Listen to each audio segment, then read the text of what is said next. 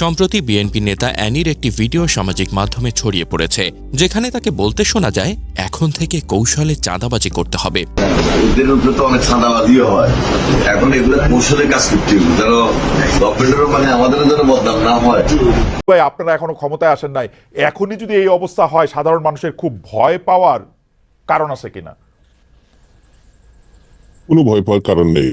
খালেদ যদি আসসালামু আলাইকুম প্রিয় দর্শক শ্রোতা, চাঁদাবাজি এখন কৌশলে করতে হবে।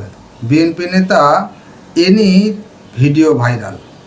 বিএনপি নেতা এনি কেন কথা বললেন? কারণ আওয়ামী লীগ যেহেতু দেশে নাই আর বাংলাদেশে চাঁদাবাজি হবে না তা তো হতে পারে না। জামাত যেহেতু চাঁদাবাজির সাথে সম্পৃক্ত নয়, তাই বিএনপিকে এ দায়িত্ব নিতে হবে। তাই এনি বললেন দলের ভাবমূর্তি যেন নষ্ট না হয় সেজন্য কৌশলে চাঁদাবাজিটি করতে হবে। চলুন এনির মুখে বিস্তারিত শুনে আসি। সম্প্রতি বিএনপি নেতা অ্যানির একটি ভিডিও সামাজিক মাধ্যমে ছড়িয়ে পড়েছে, যেখানে তাকে বলতে শোনা যায় এখন থেকে কৌশলে চাঁদাবাজি করতে হবে। অনেক চাঁদাবাজিও হয়, এখন এগুলো কৌশলে কাজ করতে হবে যেন গভর্নমেন্টেরও আমাদের যেন বদনাম না হয়, এবং যারা এই সমস্ত চাঁদাবাজি করে এদের লগে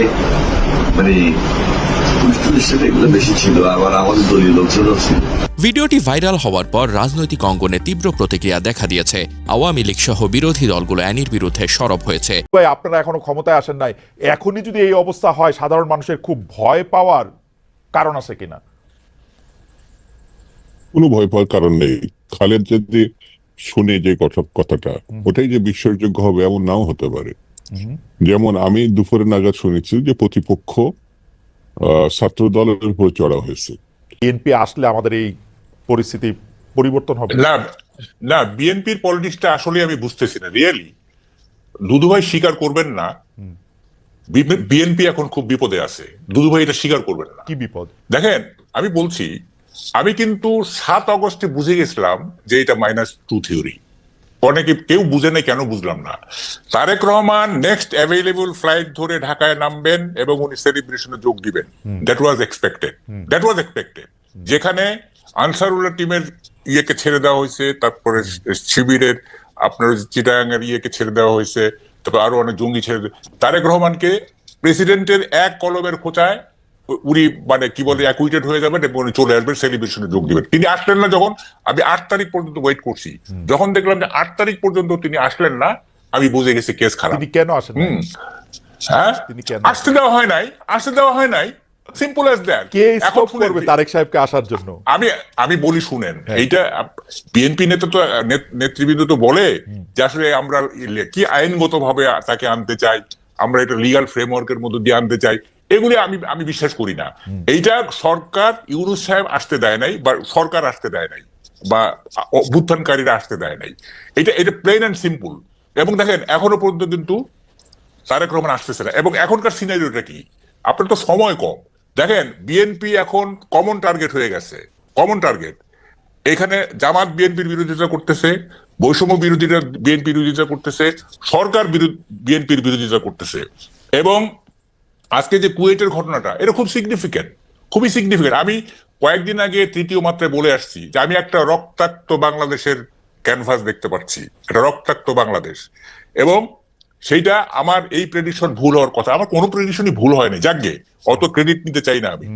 কথাটা হচ্ছে যে একটা রক্তাক্ত বাংলাদেশের দিকে এগিয়ে যাচ্ছে। কামাল ভাই, আপনি এমন একটা কথা বলছেন যেটা আপনি আসলে আগেও আপনার লেখা এটার মধ্যে ইঙ্গিত আছে, কিন্তু আমি এই কথাটার সাথে সাংঘাতিক রকমের দ্বিমত পোষণ করি। আমি মনে করি তারেক সাহেব বাংলাদেশে এখন ফিরে নাই, এটা তারেক সাহেবের চয়েস। উনি কেন ফিরতেছে না সেটা দুদুভাই কিছুটা হইলে বলতে পারবে, কিন্তু বৈষম্য বিরোধী ছাত্র আন্দোলন বা ডক্টর ইউনূস তাকে ফিরতে দিতেছে না, এই ক্লেমটার পক্ষে আপনার যুক্তিটা কি? দেশ চালাইতেছে এখন বিএনপি, প্রত্যেকটা জায়গায় চাঁদার থেকে শুরু কইরা সচিবদের মধ্যে বিএনপি রে সালাম না দিয়ে সচিব হইতে পারছে কেউ? শুনেন, বিএনপি কে না, আমার একটা হচ্ছে যে আপনি একটু অন্যভাবে বলছেন। সরকারি সবকিছু দখল করতেছে জামাত, আর বেসরকারি জিনিস দখল করতেছে না। জামাতের কাছে গেছে হচ্ছে স্কুল কলেজ, না অন্যান্য ক্ষেত্র গেছে।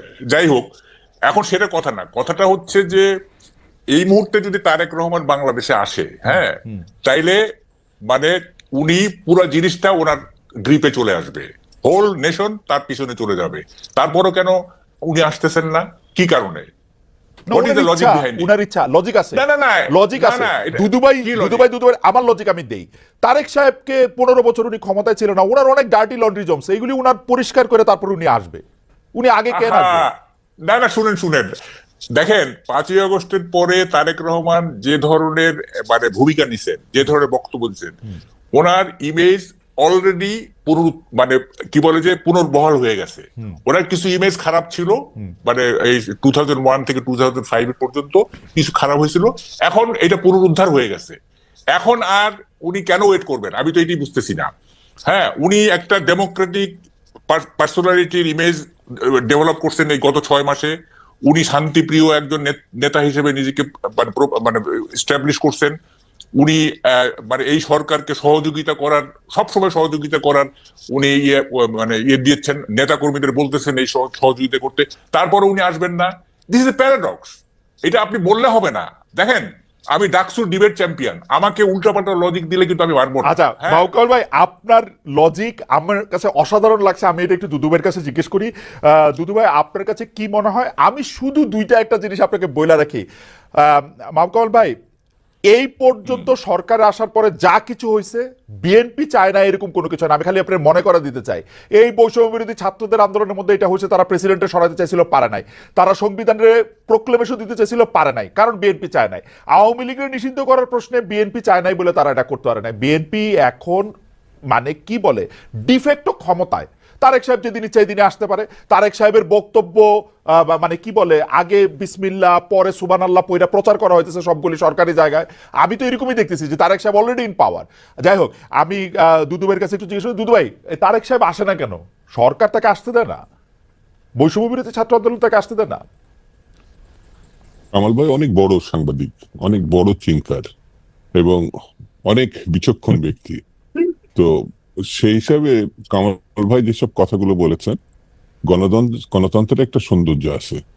আমি একাও যদি একটা বিষয় ভাবি, সেটা আমি বলতে পারি, ভাবতেও পারি, চিন্তাও করতে পারি। তো সেটা আমার মনে হয় না ডিফার করার কিছু আছে। তবে এতটুকু বলি যে তিনি যে কথাগুলো বলেছেন, আমি জানা মতে এ পর্যন্ত আর দ্বিতীয় কোনো আমাদের শুভানুধ্যায়ী বা আমাদের ভালোবাসার মানুষ আর কেউ এই কথাগুলো বলেছে যে বৈষম্য বিরোধীরা তাকে আটকাইছে, সরকারের টপমোস্ট ডক্টর ইউনূস তাকে বাধা দিছে। এই কথাগুলো বোধহয় আপনার অনুষ্ঠানে যদি না আসতাম আর কামাল ভাইয়ের কথাগুলো না শুনতাম, তাহলে আমার একটা গ্যাপ থেকে যেত। এরকম কথাও তাহলে কেউ কেউ ভাবছে যে তিনি এই বাধার কারণে তিনি আসতে পারছেন না। এটা আমার কাছে মনে হয়েছে। তো কামাল ভাইকে ধন্যবাদ যে একটা নতুন কথা দুদু ভাই, আপনার অনুমতি নিয়ে কি আমি একটা প্রশ্ন করতে পারি? কামাল ভাইয়ের কথা কিন্তু খুবই লজিক্যাল, কারণ এই পর্যন্ত বিএনপি তারেক সাহেবের না আসা পর্যন্ত সম্পর্কে যে যুক্তিগুলি দিচ্ছে, একটা যুক্তিও ঠিক না। আইন আদালতের হ্যান ত্যান এগুলি একটাও ঠিক না। এটা নিয়ে আমি আলাদা ডিবেট করতে পারি, কারণ ইন অ্যাবসেন্সিয়া তার মামলাগুলি খারিজ হয়ে যেতেছে। উনি দেশে আসবেন, মামলা খারিজ হবে, এতে কি সমস্যা? আমি তো বুঝি না। আমি তো আমার মনে হয় যে এই 1 মিনিট বা 1.5 মিনিটের মধ্যে যে কামাল ভাইকে আমি সমালোচনা করছি বা কোনো শব্দ ব্যবহার করছি, এটা তো মনে হয় না। ঠিক যেটুকু বলি না, আমি এতটুকুই বলছি যে এটা গণতন্ত্রের সৌন্দর্য, এটা ভাবতেই পারে, বলতেও পারে। সত্য মিথ্যা আগামী দিনে এটা নির্ধারণ হবে, এখনই এটা ঠিক করা দরকার নেই। আর 2 নম্বর হচ্ছে বিএনপির পক্ষ থেকে যেটা বলছে, উনি আমাদের এই মুহূর্তে বিএনপির সর্বোচ্চ নেতা। কিছু কিছু ব্যাপারে তো তার নিজস্ব কিছু সিদ্ধান্ত থাকতে পারে। সব সিদ্ধান্ত সবার সঙ্গে একেবারে ভেঙে তারপরে সিদ্ধান্ত নিতে হবে এমন কথাও নাও থাকতে পারে, কিন্তু সর্বোচ্চ নেতা। তো তিনি, আমার মনে হয় এই জিনিসগুলো দেখছেন না, বুঝছেন না, জানছেন না, এটা আমার মধ্যে ঠিক না। এবং তিনিও ফিল করছেন, এই যে যেটা কামাল ভাই বললেন যে তার সম্বন্ধে কিছু নেগেটিভ কথা ছিল, ধরেন 2 থেকে 5 পর্যন্ত, সেটি এখন শুধু মানুষ অবিশ্বাসই করে না, সেটা কাটিয়ে তিনি জনপ্রিয়তা, আমি বলবো আমার নেতা বলে বলছেন, যতগুলো বিবৃতি, বক্তব্য, উপস্থাপনা সবগুলো গ্রহণযোগ্য পর্যায়ে তিনি নিয়ে গেছেন। তার গ্রহণযোগ্যতা যে পর্যায়ে এখন বর্তমানে, এটা কামাল ভাই নিজেও বলেছেন, আমি তার সঙ্গে এটা একমত। তো আমার এই ক্ষেত্রে বক্তব্য, কেন আসছেন না, একটু অপেক্ষা করি আমরা। আছে না কিছু জিনিস তো প্রধান নেতার হাতে ছেড়ে দিলাম। তবে আমার দৃঢ় বিশ্বাস তিনি খুব অল্প সময়ের মধ্যেই আমার এই দেশে ফিরে আসবেন। আচ্ছা, এটা আমি আমার ব্যক্তিগত মতামত। মাহবুব কামাল ভাই নিশ্চয়ই হ্যাঁ, এখানে এখানে হ্যাঁ, বলবেন। কামাল ভাই, আমি কি ওই যে ইয়াটা পড়ে নিব একটু, ওই যে জরিপটা, আমরা একটা জরিপ চাইছিলাম যে দর্শকদের কাছে একটু জিজ্ঞেস করছিলাম যে এটা নিয়ে আসলে আপনার বক্তব্য স্পষ্ট, যে নির্বাচন আমরা কিরকম চাইতেছি, কিন্তু আমরা দর্শকদের কাছে জানতে চাইছিলাম যে জাতীয় নির্বাচন দেরি হইলে দেশের সমস্যা বাড়তে থাকবে। প্রিয় দর্শক শ্রোতা, এই বিষয়ে আপনার মতামত থাকলে কমেন্ট বক্সে আপনার মতামত লিখবেন। ইনি যে কথাটি বললেন, আসলে এটা কি বক্তব্যের একটি খণ্ডিত অংশ কিনা তাও লিখতে পারেন। আজকে এই পর্যন্তই, আল্লাহ হাফেজ।